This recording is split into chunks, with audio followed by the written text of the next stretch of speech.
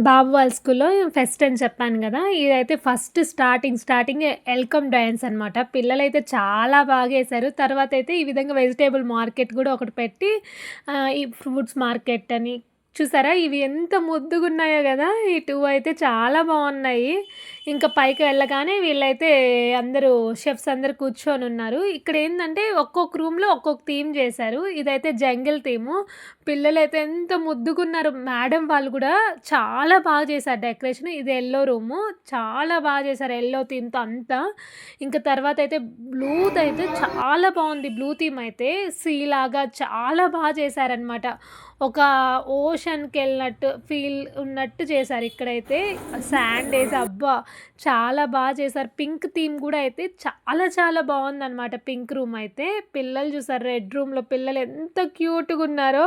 మా పాప అయితే అందరికెళ్ళి షేక్ హ్యాండ్ ఇస్తూ ఉందనమాట.